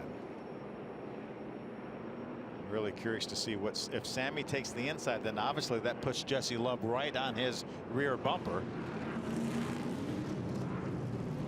So let's take a quick look at the overtime rules, Phil. Unlimited attempts at a green, white, checkered. We'll do it as many times. Hopefully we don't have to do it more than this once, but we'll do it as many times as we need to. If the caution flag comes out before the yellow flag, then we will continue to do green, white, checkered. If the caution Before the white flag. before the white flag. If the caution flag comes out after the white flag, we will do unlimited attempts at a green and white together 1 lap dash. So as of right now, we've got a 2-lap dash to settle it. All right, looks like Sammy's going to go inside. He's going to put Jesse Love right on his rear bumper. Sammy's been consistent. When he's had the choice, he's gone inside every time. So let's hop back inside the helmet real quick before we go back green flag racing. So Sammy's not going to change anything up. This is what he's been doing all day long. But you know that guy behind you, you and him had a little, little fender banging last time out. Does that enter your mind coming into this final restart? Well, Sammy's the control car, so he thinks he can probably get a good enough jump that he's not going to really have to worry too much about the 20. He may be more concerned that he beats the 51 car when we get down to turn number 1. Being on the inside, he can control the fact that nobody can get any farther inside than him if he so chooses. So I'm going to keep an eye on the 51 car. So Andres Perez de Lara, young man with not a lot of experience. I'm going to watch the 20. You watch the 51. See if Andres makes a big move on this restart. Both of them going to have to make a big swing at it to beat Sammy Smith on this restart. Chuck Welch bringing the pace car down pit road. Everything in the hands of Sammy Smith as we roll into turns 3 and 4. 2 laps to go here at Phoenix. 2 laps to go in the ARCA West season. Oh, Andres spins the tires in the 51 car. Green flag back out. Jesse Love now trying to chase down Sammy Smith into turn 1. What a great restart by Jesse Love. Perez de Lara probably had the worst restart of the race, and the caution is out. We're going to do it all over again. And Jesse Love will start from the front row on this next restart. See what happens here. Oh, you talk about a bad day gone worse. Christian Rose with some damage now to the nose of that 42 car. Oh, and some fluid. And that could put us under a prolonged caution period here, because although that is not technically on the racing surface, it's on the racing surface. They race there. So we're going to have to get that cleaned up. As looks like Bobby Hillis also involved. I do see some damage to the right side nose of that car. So the reason I was keeping an eye on the 51 cars is I remember your brother Benny talking about this many years ago at a race at Daytona. Bobby Hillen, who was not a driver we normally saw up at the front of the field, was making a pit stop, and Benny said the nerves. You're not normally in this position. We got to watch the nerves of and of course Bobby spun out coming down onto pit road because he was just a little over exuberant, and I think that might be what we saw there in the 51 car. Well, obviously the least experience of anybody running up front right now, and looked like he just spun the tires, which it's hard to not just jab that throttle when it's time to go. And you saw it. Car kick sideways. Yeah, he might even have got a little help from the 15 of Parker Chase, not sure, but obviously a bad restart for him. It's going to allow Jake Finch, though, to move up to the 3rd spot. Jake having a great run here. It's going to put Jake on the inside in the 2nd row for this restart.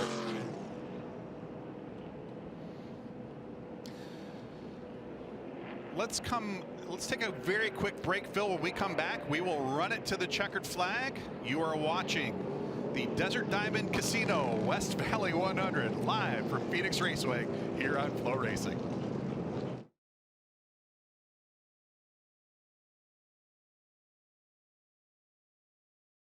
Welcome back to Phoenix Raceway. Coming back to green.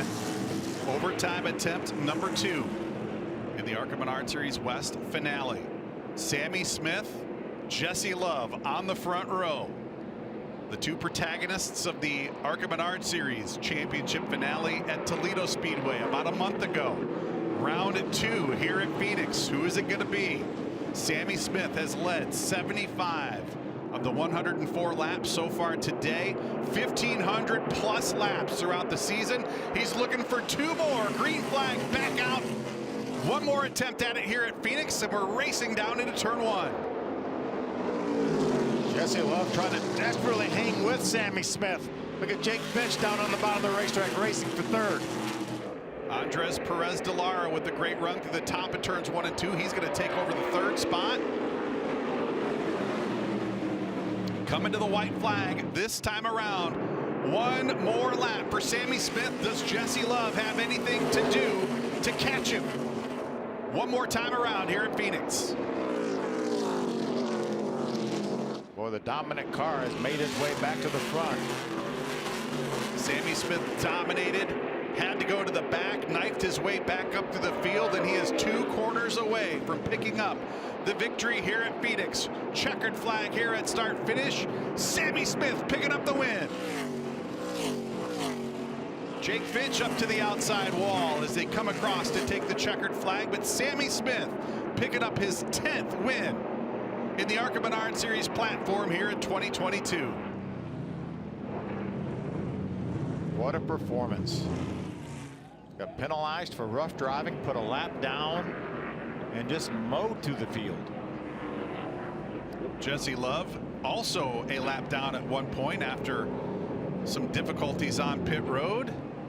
And there's our 2022 ARCA Menards Series West champion, Jake Drew, celebrating. Bob Riccati, team owner, celebrating his 4th series championship With a 1-2 point finish for his drivers. How about it?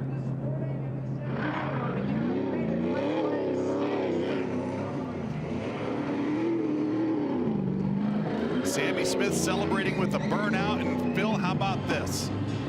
Through 21 starts in the ARCA Menards Series platform in 2022, his average finish 2.6. That's pretty good. Not too shabby. That's pretty good. Not too shabby.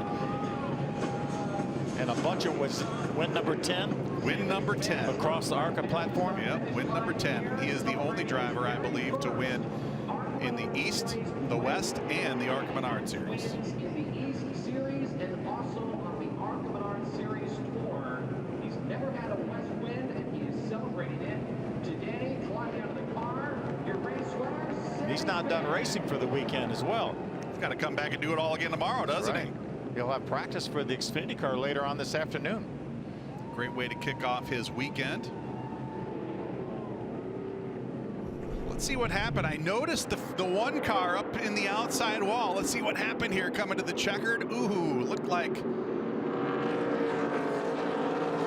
he and Landon Pembleton came together there, and I think Jake Drew kind of just Jake Finch just kind of put the hammer down and said, I'm going to try to Ross Chastain this thing to the checkered flag. I saw Jake go high. I wondered maybe he had a tire going down. I had not seen that initial contact. That's what put him up on the high side of the racetrack. He still recovered for a 9th place finish, but a great job by Jake Finch. Very easily could have been a 4th place finish. Yeah, 3rd or 4th place finish for sure. Great performance by Jake Finch. Didn't get the finish he perhaps deserved here today, but what a great run by the driver of the number 1 car. And there is our champion celebrating with the flag. Tied for the championship last year, Phil, lost on the tiebreaker. No doubt at all this year. He absolutely dominated. Coming into today, he had an equally impressive 2.6 average finish and closed it out. Not the finish that he was looking for today by any stretch of the imagination, but did everything he needed to do, and he's going to wind up celebrating championship here this afternoon. We talked about, obviously, when he started the race, he was the champion, but we had a great battle for 2nd through 5th. And we're right now, the points as they run, it has to be confirmed, but we're showing a tie for 3rd between the 99 of Cole Moore and Todd Susan, the 13th. Cole Moore would get the nod, I would think, because of his win earlier this year, but that's how close it was. And they were just 5 points behind Tanner Wright. Incredibly close competition for 2nd, 3rd, and 4th. As Jake Drew celebrates with his burnout here at start finish.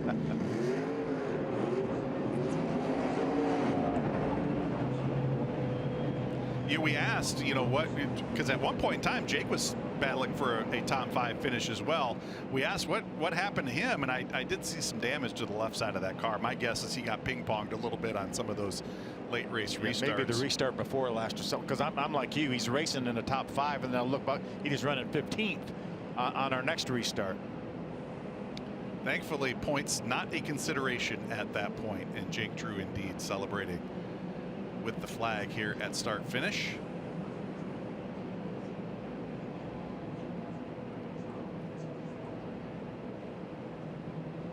IrwinDaleSpeedway.com on the side of that car. That's where Bob Mercati's new series is going to take shape next year at Irwindale.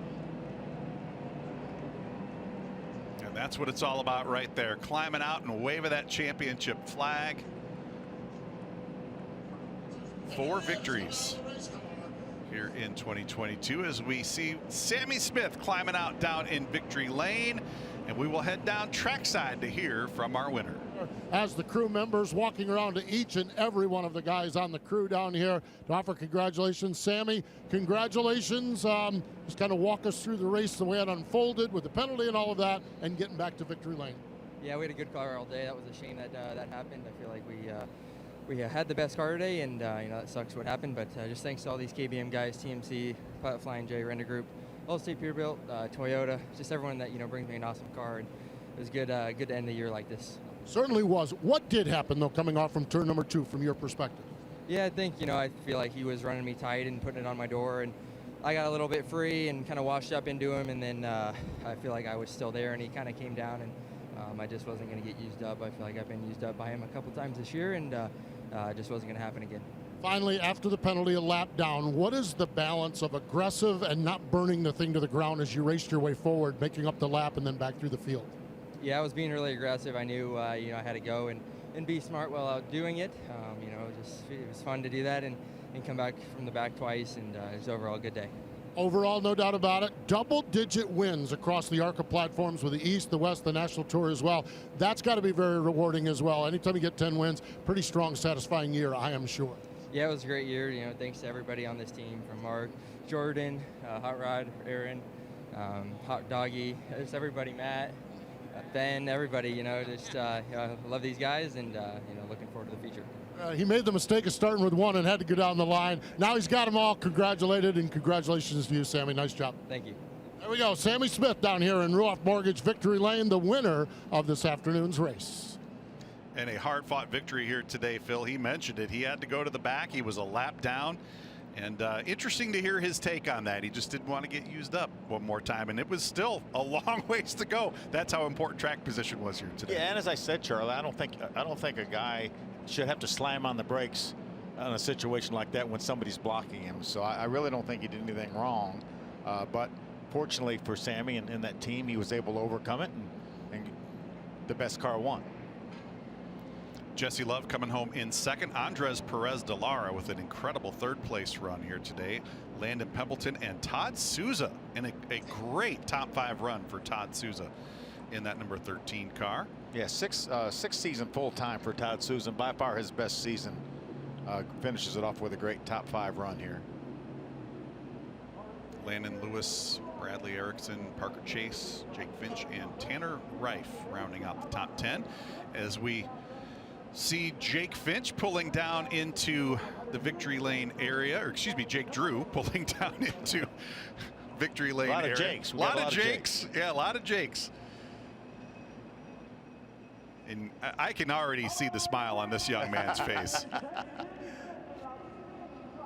He's been waiting about 52 weeks for this feeling right here. Absolutely. Came oh so close last year, as we documented the early part of the show.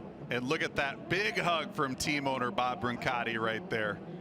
Look at the joy on the team owner's face, and he doesn't have a helmet on. Yeah, you can see it. Love that. Love that. That's what it's all about right there, isn't it, Phil? Mm-hmm.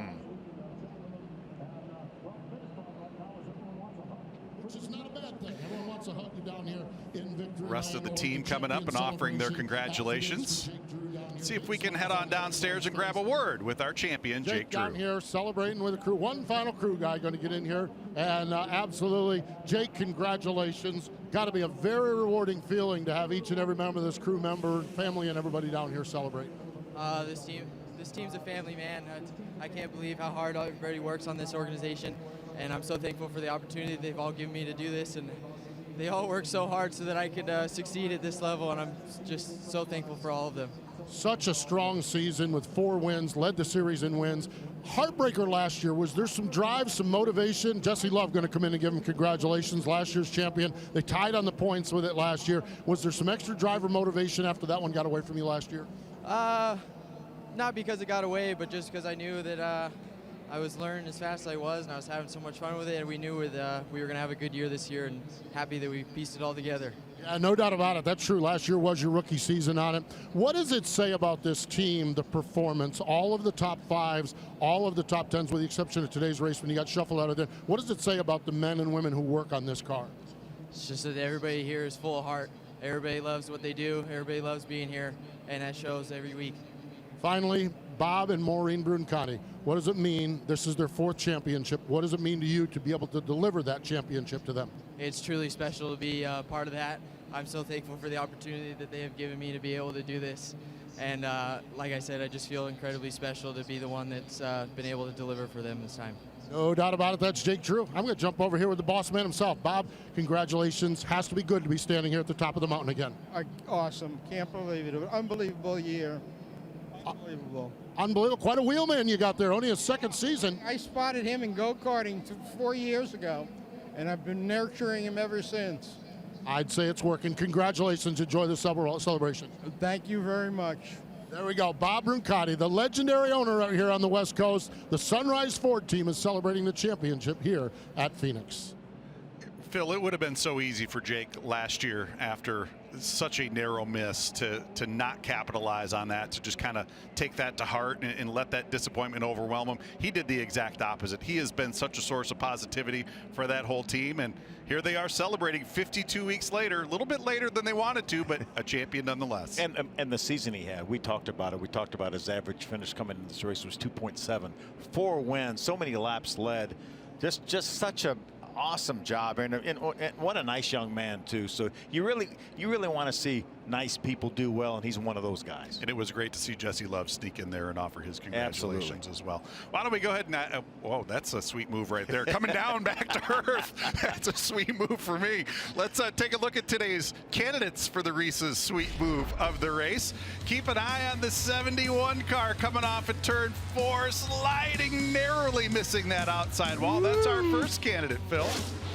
I really like this move by the 51 of Andres Perez de Lara, going by 2 Venturini cars at one time to grab the 3rd spot right there. Nice move by Andres. And our final candidate, keep an eye on the 18 car. Starting 4th, he is going to go 4th to 1st to victory lane. Stacking them 4 wide. Sammy Smith with the power move on this last restart to take the lead and go on to the victory. There he is, powering off at the top of turn 2 there to retake the lead. You think he was motivated at all? Passed 45 cars in 29 laps. Yeah, that was before going for the win like that. I think he was a little motivated. Those are our Reese's Sweet Move of the Race candidates for today's ARCA West finale here at Phoenix. Phil, I tell you what, it's been a pretty exciting day. We saw a lot of action. We crowned a champion, and Sammy Smith proved his dominance one more time. Yeah, really impressed with a lot of the driving, but we had 17 teenagers in our 30-car field, and so many of those young teenagers really impressed. A lot of great talent. There we see the unfortunate incident there between Sammy Smith and Taylor Gray. Been a lot of fun. We look forward to talking to you one more time live here on Flow back in 2023. Until then, so long, everybody.